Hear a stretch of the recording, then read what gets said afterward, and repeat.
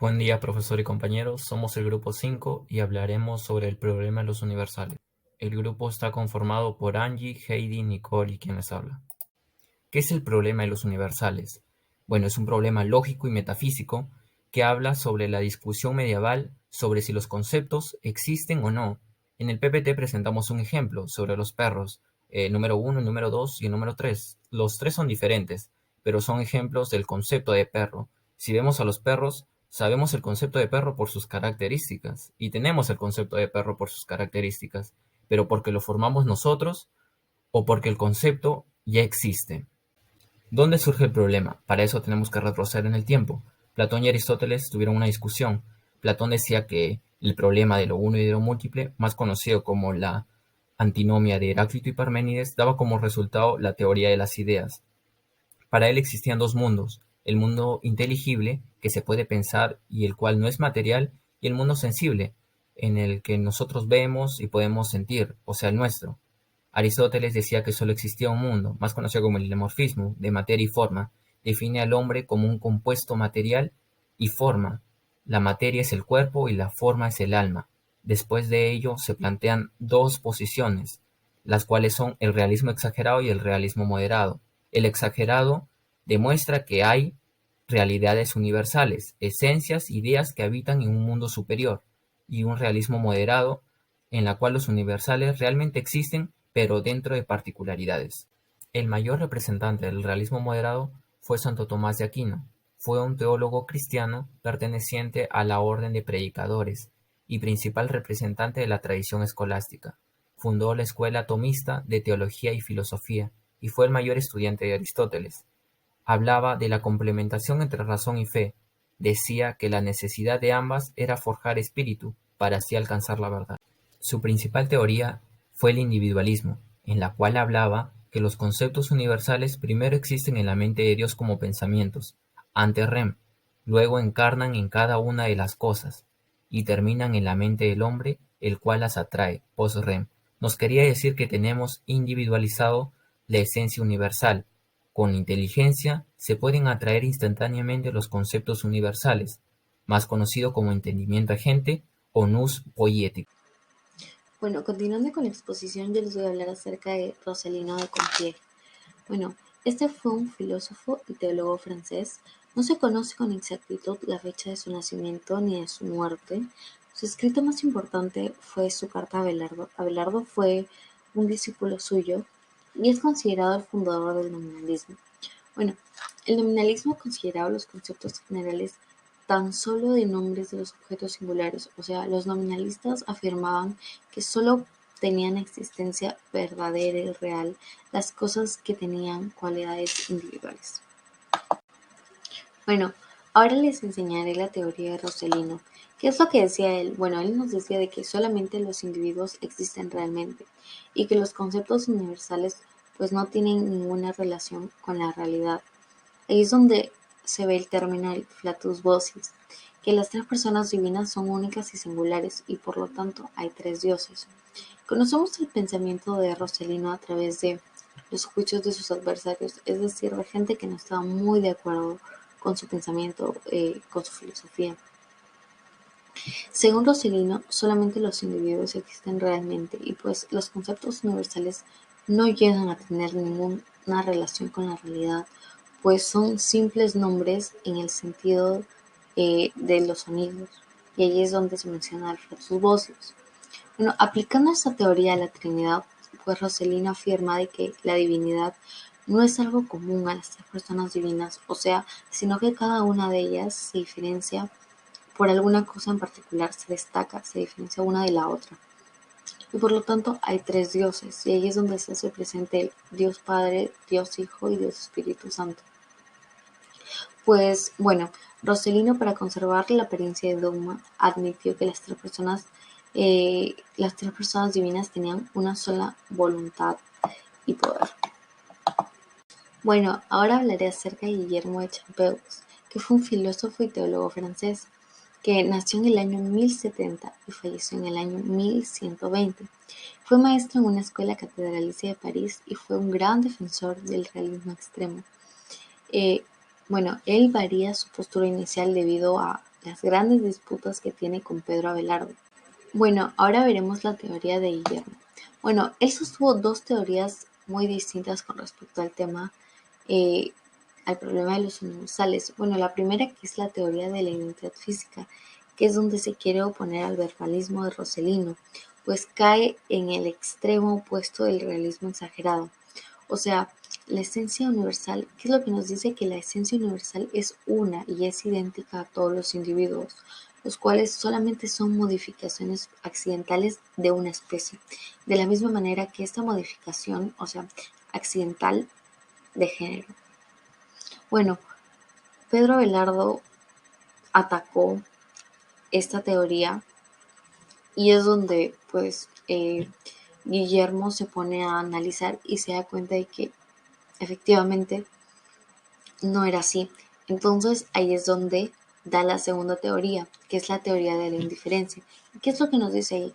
Nos dice que cada individuo se distingue de los otros por los accidentes y por la propia esencia, pero tienen unos caracteres comunes y diferentes para estar sujetos el uno al otro, como la racionalidad. Bueno, es aquí en esta donde se abandona el realismo exagerado y pues se sigue buscando el universal en la realidad y no en el concepto que pues lo abstrae. Bueno, hay quienes todavía, hay algunos que dicen de que existe otra teoría, una tercera teoría, que es prácticamente igual a la anterior, pues, ¿qué es lo que nos dice? Nos dice que la indiferencia en la que participan todos los individuos es sustituida por la semejanza, pero sigue buscando el propósito universal en la misma realidad, aunque pues va cambiando mucho el realismo extremo. Continuando con la exposición, yo les voy a hablar acerca de Guillermo de Ockham. Fue un teólogo escolástico inglés, fundador de la escuela nominalista, también conocido como el príncipe de los nominalistas. Ockham va a poner fin al problema de los universales y a continuación les voy a explicar cuál va a ser la teoría con la que va a poner fin a este problema. Con la teoría llamada nominalismo, la cual es denominada por Guillermo de Ockham, se va a poner fin al problema de los universales. Por primera vez se deja el criterio platónico donde se dice que los universales son únicos, eternos e inmutables. Para Ockham, los universales ni existen, ni son únicos, ni son eternos, ni son inmutables. Solo son nombres arbitrarios que damos a las cosas gracias a nuestra capacidad de percepción. A la cual la va a llamar intuición intelectual, y de que se va a relacionar unas cosas con otras y van a establecer relaciones de semejanza, como podemos ver en este ejemplo. A través de nuestra percepción podemos dar nombre a esa cama, vamos a decir que eso va a ser la cama. Y como yo ya conocí eso, cuando yo vuelva a ver la misma cosa, voy a decir, ya, pero esto es muy parecido a lo que yo ya vi antes. Por lo tanto, le voy a decir que esto es otra cama. Eso es lo que nos explica en la teoría del nominalismo. Ockham va a decir rotundamente que los universales no existen. Y esa es la teoría del nominalismo.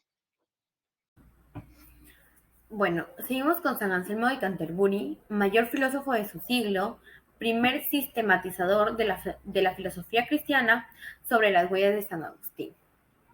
El pensamiento de San Anselmo continúa con el pensamiento de San Agustín, entra en colaboración con la fe y la razón, y ese fin orienta para demostrar la existencia de Dios, donde San Anselmo plantea en sus obras uno de estos argumentos es el argumento ontológico.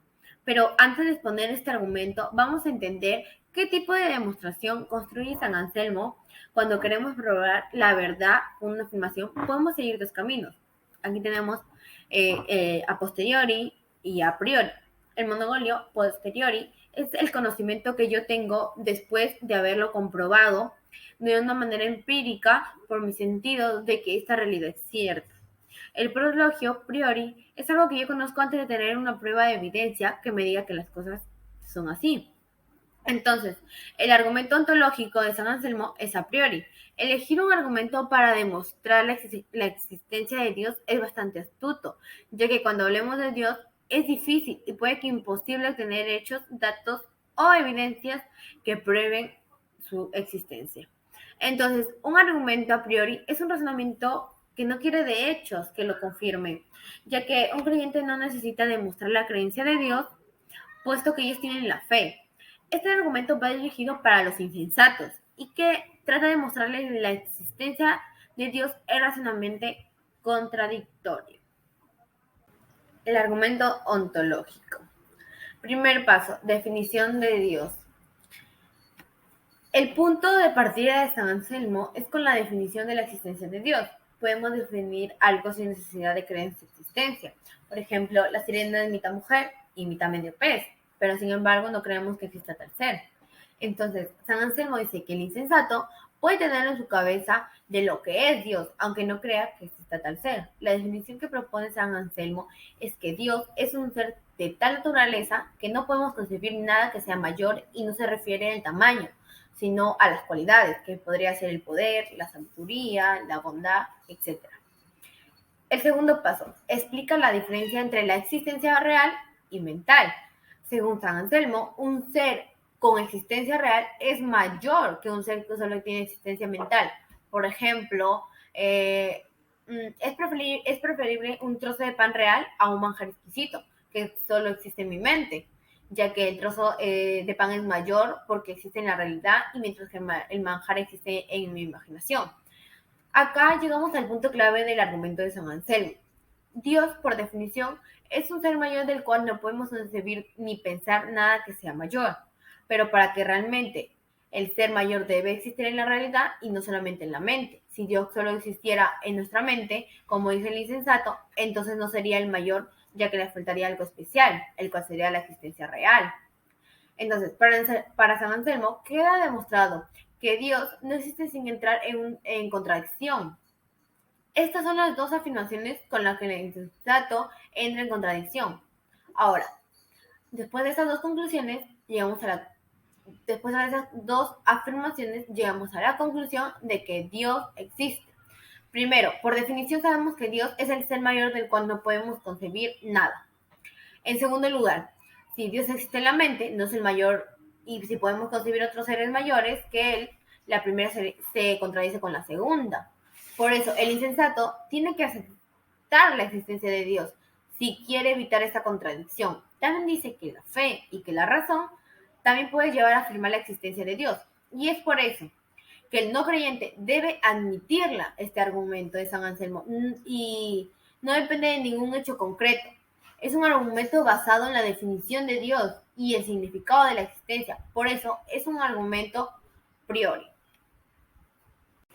Ya, bueno, proseguimos con Pedro Abelardo.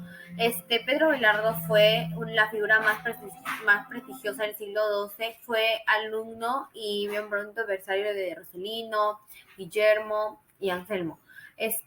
Profesaba el conceptualismo en la lucha entablada en torno a la cuestión filosófica fundamental, las relaciones del pensamiento y del ser, que adoptó en la escolástica la forma de la querella de los universales. Bueno, la teoría del conceptualismo es propuesta por Abelardo para dar una posible solución ante el problema de los universales, que esto se generó en el periodo de las grandes síntesis con Platón y Aristóteles, ¿no? Esa teoría del conceptualismo sostiene que las nociones o conceptos universales son producto de la mente. Abelardo va a estar en contra del nominalismo, ya que mientras el nominalismo te decía que los universales no existían, o sea, Guillermo de Ockham negó rotundamente la existencia de los universales, para Abelardo decía que los conceptos universales eran producto de la mente. Además dijo que los conceptos eran unas categorías de tipo lógico-lingüísticas que conectaban a la mente, o sea, nuestra mente con el mundo físico. Y eso sería todo. Muchas gracias.